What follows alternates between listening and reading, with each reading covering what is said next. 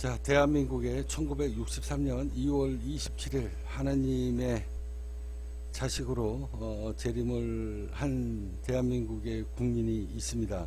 이거는 성경 속에 숨겨져 있는 그 비밀을 제가 다 여러분들한테 말씀드리고 있기 때문에, 여러분들이 제 영상을 처음 보시는 분은 귀가 있고 눈이 맑은 사람, 귀가 맑은 사람은 저에 대해서 조사를 하게 될 겁니다. 자, 성경 속에 숨겨진 21세기 금과 은을 대체할 수 있는 신물자산 다이아몬드가 되게 될 것입니다. 자, 여기 보시면 1963년입니다. 성경 속에 예언되어 있는 하느님 메시아의 등장, 바로 이 이름과 태어난 시와 날짜가 성경 속에 예언이 되어 있습니다.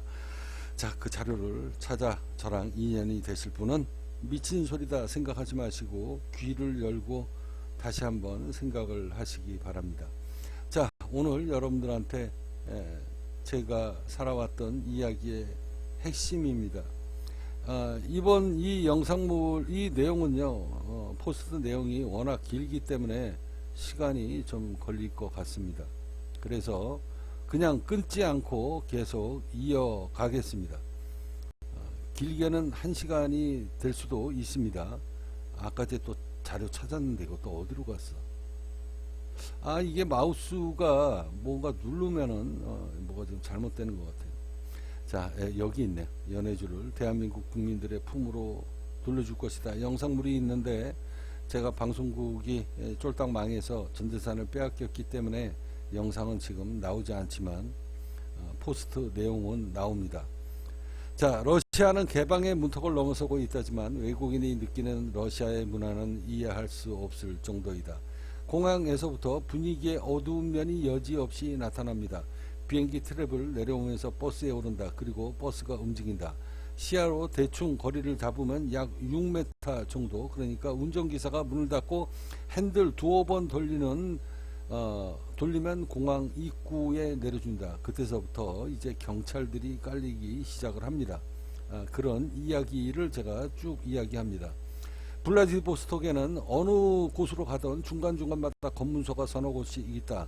수시로 교통단속하던 외국인들을 심문을 한다. 이유인즉 북한 탈주자, 그 다음에 중국 불법 체류자를 집중 단속하는 것이다.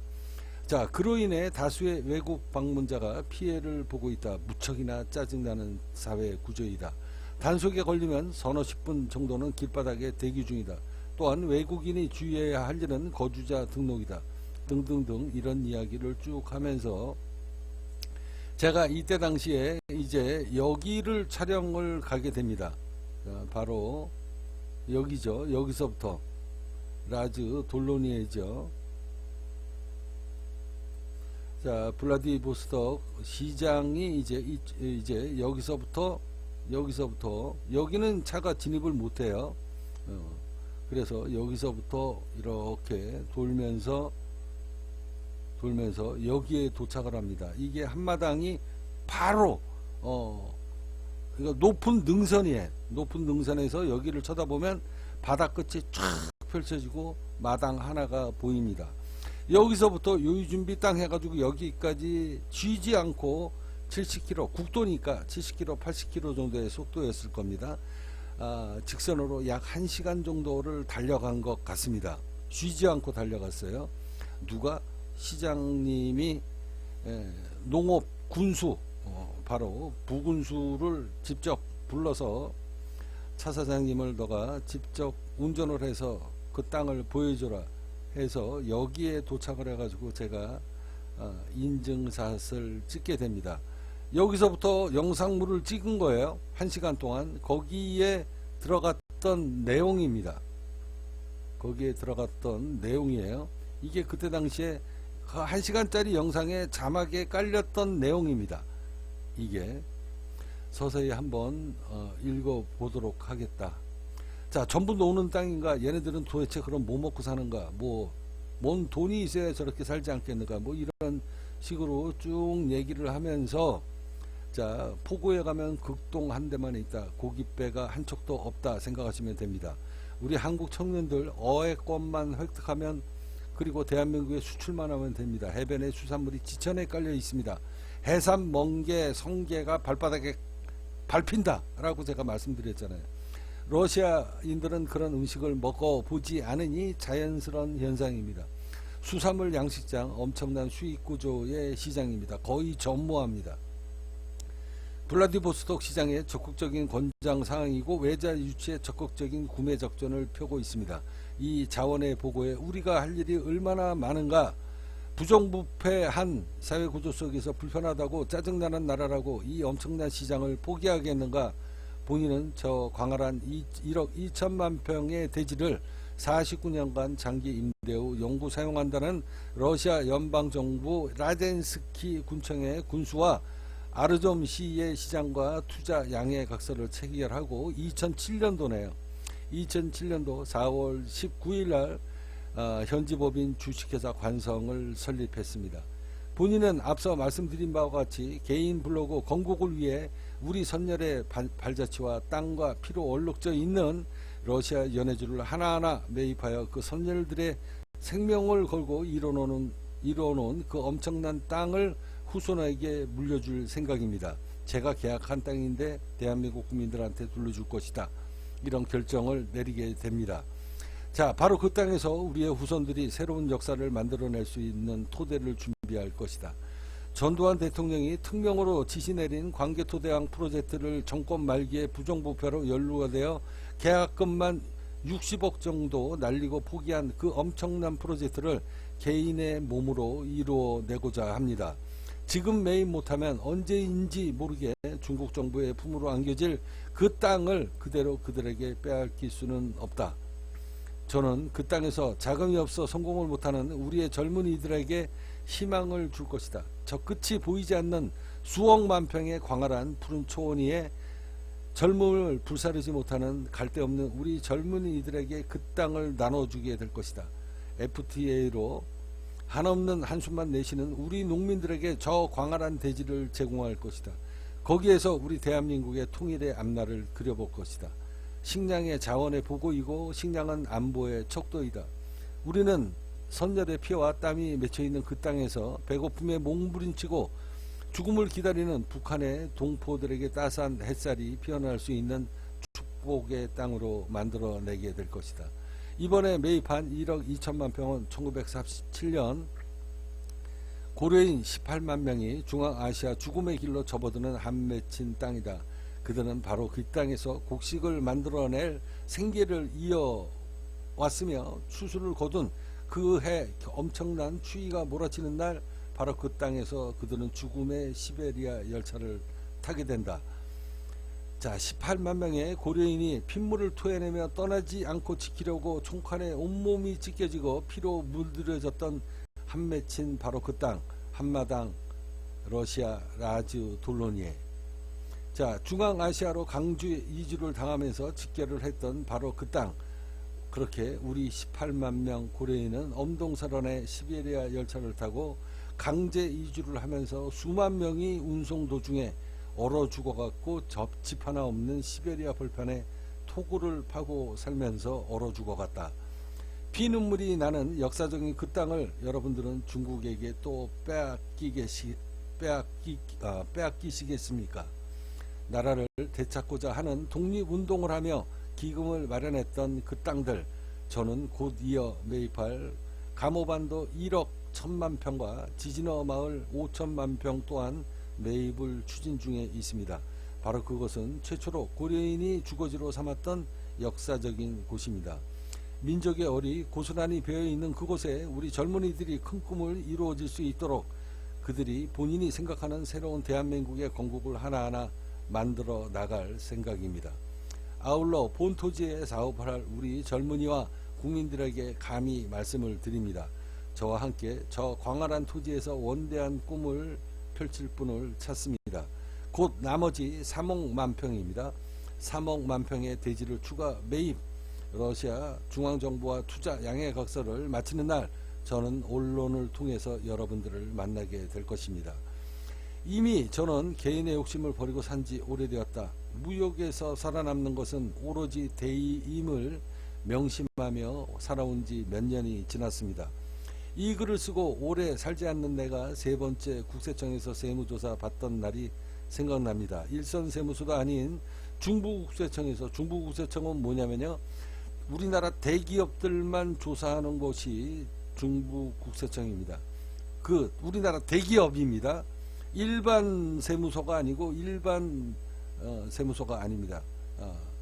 우리나라 대기업 삼성이나 현대나 뭐 SK나 이런 대기업들만 세무조사하는 곳이 중부국세청이다.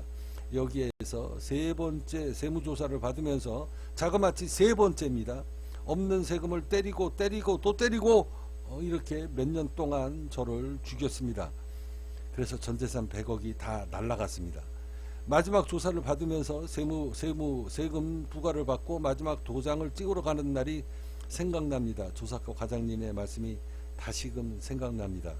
죄송합니다. 좋은 일 많이 하시는 것 이미 조사가 다 끝나 알고 있습니다. 사람으로 할 짓이 아닌 줄 아오나 상부에서 조사 의뢰가 와서 어쩔 수 없이 진행을 해야만 합니다. 이번 기회에 회생을 하시면 나라를 위해 큰일을 하십시오 라고 저한테 그분이 아들 같은 생각이 들어서 저한테 죄송하다라고 이야기를 하면서 세무조사를 시작하겠습니다 라고 저한테 첫 마디를 끝냈습니다. 조사 마지막 날 처음으로 그들과 소주잔, 그러니까 저를 조사했던 사람들이죠. 그들과 소주잔을 기울였다. 술이 무척 취한 그날 그들이 다시 질문을 했습니다. 사장님, 그런데 왜 이런 일을 하십니까? 저는 약속한 일은 목에 칼이 들어와도 지키는 것이 내 신조이며 저의 꿈을 위해 수십 년간 공을 들인 내가 뱉은 이 한마디의 약속을 지키고자 모든 것을 다 잊는다 해도 내가 뱉은 말은 꼭 지킨다. 아울러 언젠가는 이러한 날을 국가가 부를 날이 있을 것이다. 그때 국가를 위해 일하게 될 것이다. 그리고 그들에게 부탁을 했습니다. 시간을 달라. 있는 재산을 정리해서 세금을 납부하게 될 것이며 조사가 이미 끝나서 통장에 현금이 얼마 있는지는 그들이 잘 압니다. 그러니까 세무조사 털면은요, 건축회사는 털면 이리 털고 저리 털고 하면 정상적으로 세금을 납부를 했다라고 해도 죽이려고 작정을 하면 다 털리게 되어 있습니다. 그래서 어쩔 수 없이 세금을 냈는데 그 후에 1년이 지나서 또 중부국세청에서 조사 3가인가 조사 4가가 또 1년이 지나서 또 세무조사를 맞은 자리에다가 또 때립니다. 이런 일이 3번이나 벌어지게 됩니다. 자, 어려운 이들에게 마지막 급식을 할 수 있도록 통장 압류는 하지 말아달라. 제가 3년 동안 무료 급식을 했습니다. 무료 숙박을 3년간 했고요. 인천의 남구 숭이동에서 하루에 300명, 그리고 옆에 율목동 노인정 노인정의 인구들만 300명이 넘습니다. 거기에다가 추가적으로 밥을 먹으러 오는 사람까지 하면 500명 가까이 되는데 이걸 매일 3년 동안 개인 사비를 들여서 했습니다.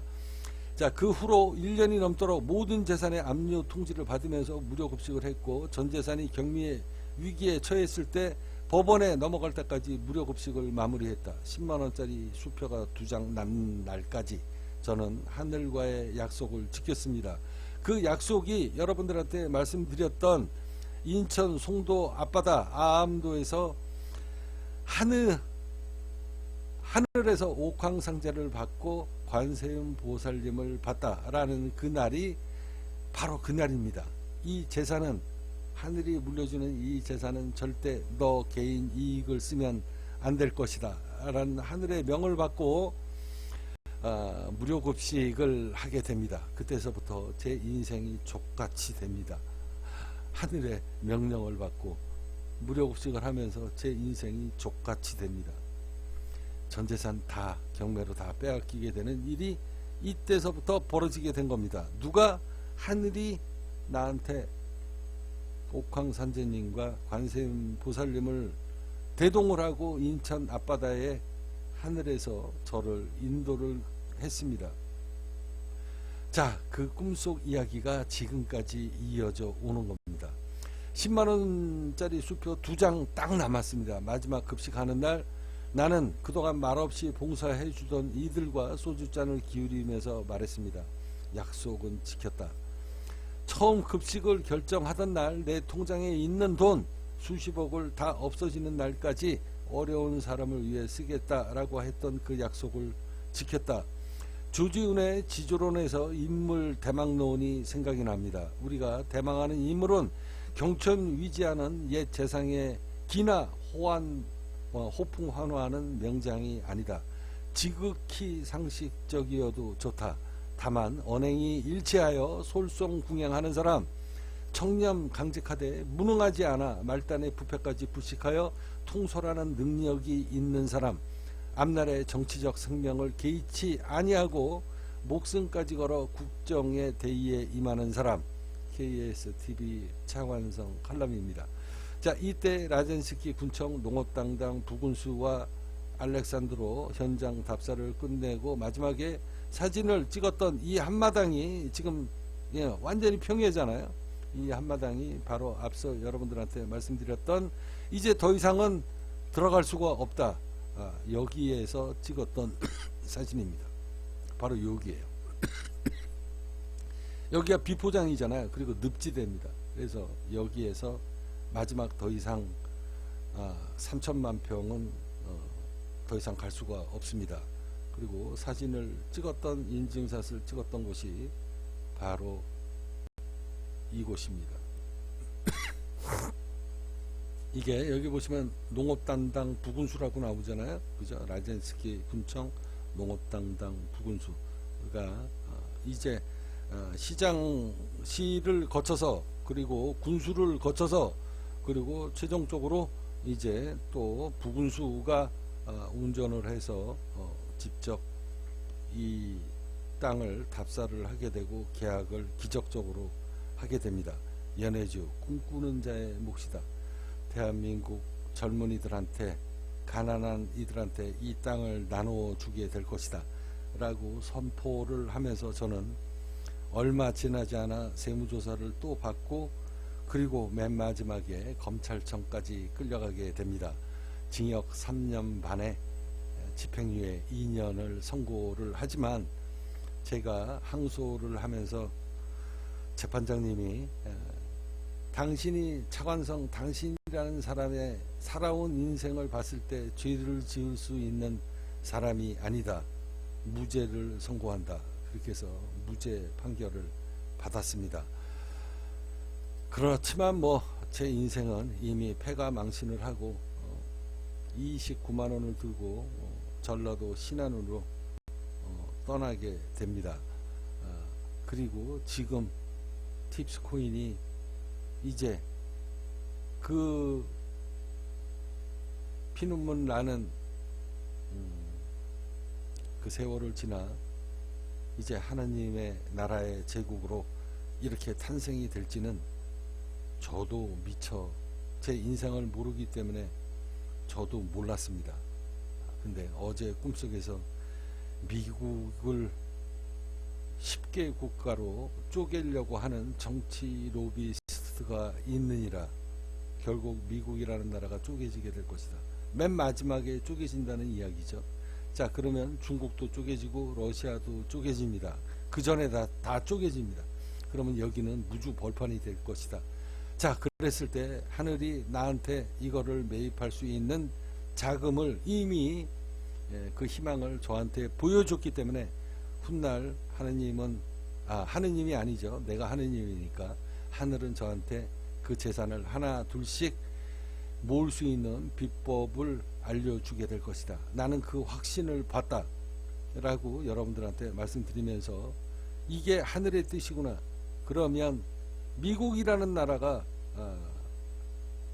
10개 국가로 이제 조만간에 쪼개지게 될 것이다. 그러면 그게 곧 하느님의 나라를 세우라는 뜻이구나. 그 돈을, 그 어마어마한 자금을 어디서 만들 것인가?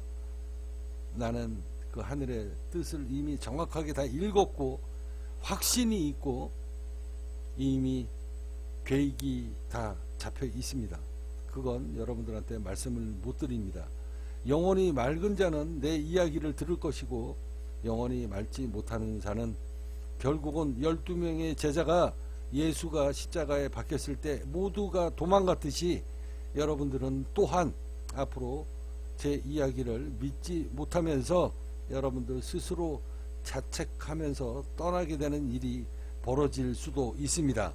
제가 여러분들한테 분명히 말씀드립니다. 이거는 그때는 제가 일개 개인이었습니다. 그러나 지금은 하느님입니다. 하나님이 하는 일이기 때문에 이제는 물러섬이 없고 나를 죽이려고 하는 자가 오히려 죽을 것이다. 내가 그의 대갈통을 쳐 죽일 것이다 라고 분명히 이야기를 했습니다. 자, 그 자료를 처음 보시는 분을 위해서 제가 다시 검색을 해드리면 내가 그를 죽일 것이다. 이게 하늘이 지금 움직이는 일입니다. 영상 제가 굳이 올리지 않아도 여러분들 다 알고 계시죠? 다 알 것이다 생각을 하고 그냥 요것으로 오늘 방송 16편을 마무리했습니다. 이제 다시 17편 연재 들어가도록 하겠습니다.